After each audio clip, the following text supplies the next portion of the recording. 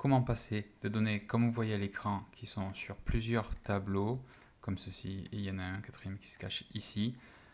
L'ordre des colonnes n'est pas les mêmes.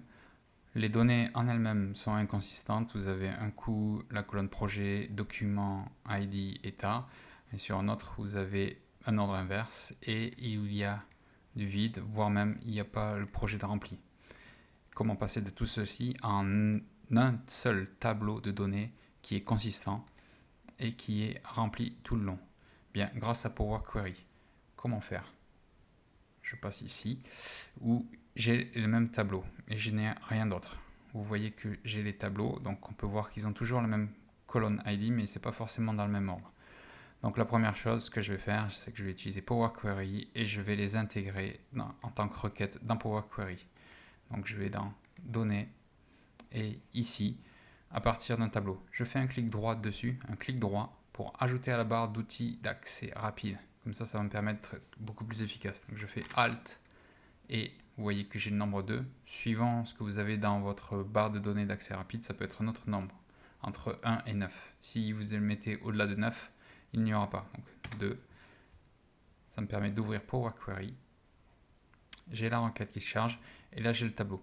Maintenant, je ne veux rien faire de plus que juste le charger en tant que requête. Donc ce que je vais faire, c'est que je vais faire fermer et charger dans.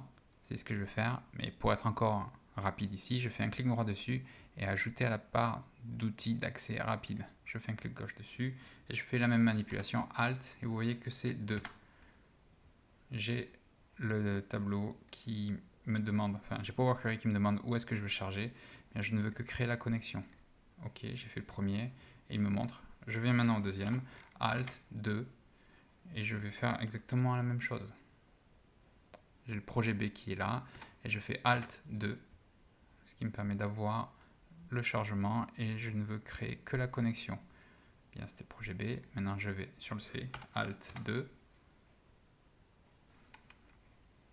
Et après, ça charge, Alt 2. Vous pouvez voir, c'est quand même assez rapide. Ne créer que la connexion, OK. Et maintenant, je vais au dernier tableau, Alt 2. Et encore une fois, je vais faire Alt 2. Bien, j'ai le tableau qui se charge, ne créer que la connexion. C'est très bien. Maintenant, je fais un double clic ici sur projet A, ça aurait pu être n'importe lequel autre des tableaux. Ce que je veux, c'est que je veux vérifier les données. Donc ici, les données m'ont l'air d'être consistantes, c'est-à-dire que j'ai partout projet A, d'accord. J'ai des valeurs pour les documents et après j'ai tout qui est rempli. Donc j'ai en cours, non commencé, soumis, validé. Bien. Et si je vais dans projet B, là on peut pas dire que ce soit la même chose parce qu'on peut voir qu'on a des nuls, on a des cases vides, etc. Bon, c'est pas grave, je le traiterai après. Projet C, là il y a un petit souci, c'est que je peux voir que le projet C n'est pas rempli. Donc je fais juste un clic droit ici et je fais remplir vers le bas. Ça me permet d'avoir toutes les lignes qui sont remplies avec projet C. Très bien. Et projet D, j'ai pas d'autres soucis, ça me va. Bien, maintenant, ce que je vais faire, c'est que je vais additionner, entre guillemets, les 4 tableaux. Comment on fait pour additionner? Bien, on vient ici, ajouter des requêtes. Je vais ajouter les requêtes comme étant une nouvelle. Je veux que ce soit une nouvelle requête. Bien, si c'était que 2 tableaux, je pourrais utiliser ici, mais j'ai au moins 3 autres tableaux. Donc j'ai projet D, mais je vais faire le A. Je vais faire le A et B et Shift C. Donc voilà. Et tant qu'à faire, je le mets dans l'ordre A, B, C, D. Très bien. Je fais OK. Bien, j'ai maintenant mes données. On peut voir que j'ai mes données avec le projet A, B, C, D. C'est très bien, j'ai tous les documents. Et ici, par contre, j'ai mon petit souci où j'ai des cases qui sont nil, des cases qui sont vides, etc. Bien. Quelle est la fonction de ces tableaux? Ces tableaux, c'est pour donner l'état d'avancement d'un document. Soit il n'est pas commencé, soit il était soumis, soit il est en cours, soit il était transmis, soit il était validé. Bien, soit. Bien, quand il n'y a rien de décrit, on peut très bien supposer qu'il n'a pas été commencé. Donc on va tout remplacer nul et vide par non commencé. Ok, donc je fais annuler et je viens ici dans remplacer les valeurs. Et qu'est-ce que je vais faire? Je remplace rien, donc je laisse là ça par non commencé. Ok, c'est fait. Et j'ai plus qu'à faire encore une autre fois. Et là j'écris nil et non commencé. Ok. Maintenant, si on vérifie ici par le filtre, bien j'ai tout qui est rempli. Vous pouvez aussi le constater ici, toute la barre est verte. Avant, vous voyez qu'il y avait un peu de noir. Bien, alors je vais changer le nom de la requête. Je vais faire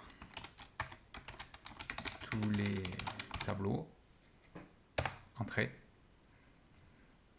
Et je vais faire Alt 2 pour dire que je veux charger. Et où est-ce que je veux charger? Bien, je pourrais directement le charger en tant que tableau ou je pourrais très bien le charger en tant que rapport tableau croisé dynamique. Pourquoi pas?